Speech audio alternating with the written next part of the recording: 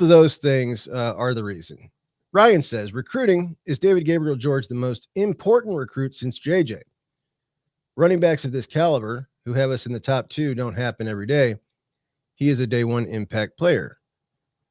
Well, if we go back since 2024, well, first let's talk positional value. There was a time when college football was treating running backs like the NFL, which is dime a dozen, who really cares, not going after top ranked running backs because I can get one who is, a borderline top 300 type of kid. And the difference, like we were talking about with left tackle, what's the difference on the scoreboard from a running back ranked like Amari Latimer, who's a top 300 kid, or a Savion Hyder, who's the number one running back in the country going to Michigan. And it felt like it was trending like the NFL, where teams were kind of undervaluing the running back. I think we're seeing a resurgence of teams now saying, you know what, it actually does mean a whole lot in the running game when you have a really excellent back. I think Ohio State is in the position now where they are going to want to go for a guy like that and invest in a guy like that every other year moving forward. I don't want to say they got lucky in Bo, but, he's an Ohio kid. He was a little underrated. At one point, he was a top, 6-7 back in the class, and he dropped down a little bit as it went on.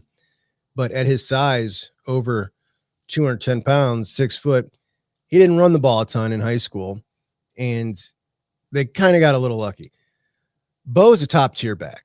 He's a top-tier back. David Gabriel George is, for his size, at almost 220 pounds now, over 6 foot, the way he moves is so elite. I mean, matter of fact, when I'm talking, I might as well throw up his highlights because I have a database of like my favorites, and he's in there.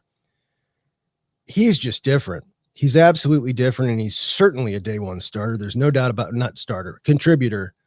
I don't care who is on the roster. He is coming in and playing wherever he goes, no matter how good their situation is. He's that different. He's that good. The craziest thing is he's not the number one running back. Spell is. I have a suspicion that'll change. As good as Spell is, he's not DGG to me. As far as, is this the most important since JJ? It's an interesting question. When it comes to guys that we've landed, let me take a quick gander back and make sure before I answer this that I'm certain. All right, I got a list, and I'm going to do this. My 5 most important outside of JJ, since JJ, the 5 most important commitments Ohio State's landed, including DGG, right? Like he's going to be there. But these are my 5 most important, and I'm going to exclude one in-stater, and that's Tavian St. Clair. I think that Tavian St. Clair, if he was an out-of-stater, would be right there with JJ. You're talking about number 2, number 3 quarterback in the country, all the tools in the world.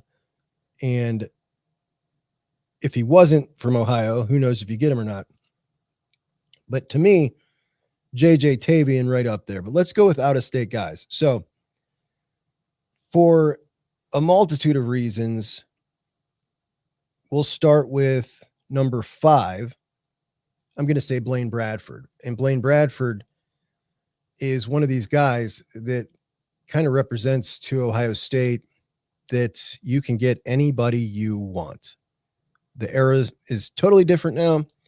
You can go down into Louisiana and get a 5-star whose brother goes to LSU, and also a tremendous safety, of course. So for all of those reasons, Blaine Bradford, incredibly important. I'm going to put him at 5. Then I'm going to go with Chris Henry Jr. Chris Henry Jr. is, there are different opinions on Chris Henry. There are some people who don't think his ball skills are good enough to be a number 1 wide receiver. Some have him at number 1. Some have him top 5-ish. He's so different and so special. Maybe the ball skill thing is true. It's certainly not, the thing that jumps out. But what has jumped out his senior year are the yards after catch. He looks so much more fluid and athletic, even than he did before. The size is just unbelievable. And in and out of breaks with that quickness. The production wasn't great this year. I don't know how much they used him. Caden Dixon-Wyatt put up better numbers. But Chris Henry Jr. has the ability to just be dominant in college football. I mean, he's pushing 6'7" now and moving like that. It's just insane. It's insane. And the fact that he went to high school in Ohio, then left and went out to Mater Dei, technically breaking the Mater Dei curse, though I think Caden Dixon-Wyatt was really the one who broke the curse. However, that might not work in the end here.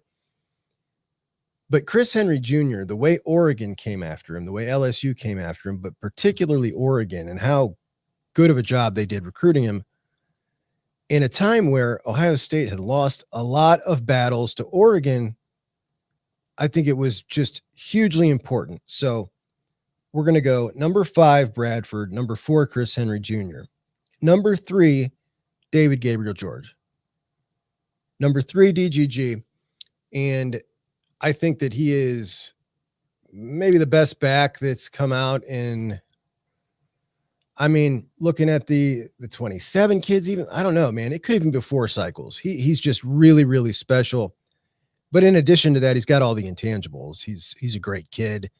He is attracted to Carlos Loughlin's military style of coaching. Like young guys that are attracted to that kind of stuff, man, that just makes me love you. Who wants that? You know, when you're 16, who wants that? He does. Grew up in a military family. He wants that. He plays against good competition at the Baylor School down in Tennessee, and he makes them look silly. He's powerful. He's shifty. He's fast as hell. He puts some moves out there that are just silly, man. So that's a guy who can come in and, you know, you see the difference between a good running back and a really good running back. Just, we get to see it every week, right? You know, you see a guy who, look, there's a transfer portal guy in CJ Donaldson, and you watch him carry the ball. You watch Peoples carry the ball. You watch Bo carry the ball, and it's like, whoa, you see the juice right off the rip. With David Gabriel George, you get a guy like that who's even shiftier than Bo and you know, has been running the ball for a long time. Got a better running back skill set at this point. It could be really something. So I would put him 3rd. Second, first is Tavian. Second is, for me, Kari Wilder.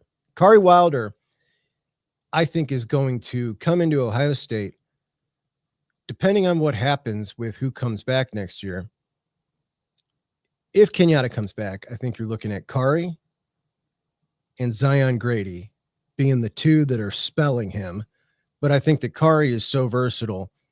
He is going to play in the Caden Curry role. I think he's going to play a lot as a freshman. And I think he has the capabilities and the mindset and the attitude to be the next great Ohio State defensive lineman, the next dominant Ohio State defensive lineman, the guy that everybody around the country is talking about, with the sexy numbers. Like right now, you know, Ty Lee, K-Mac, like those are dominant dudes, right, on the interior. But Kari has the opportunity to be like Caden Curry was against Washington a lot of the year. And I think that with Matt Patricia, he's going to utilize him like that. And he is going to be the absolute defensive star of the Big Ten on the defensive line. And I think it's going to happen quick for him. He's a dude. He's ready to go. He's got the best attitude for it. He's just a dog. So, number 1, outside of JJ, most important recruits in 24, 25, and 26, Tavian St. Clair. Number 2, Kari Wilder. Number 3, David Gabriel Georges. Number 4, Chris Henry Jr. And number 5, Blaine Bradford.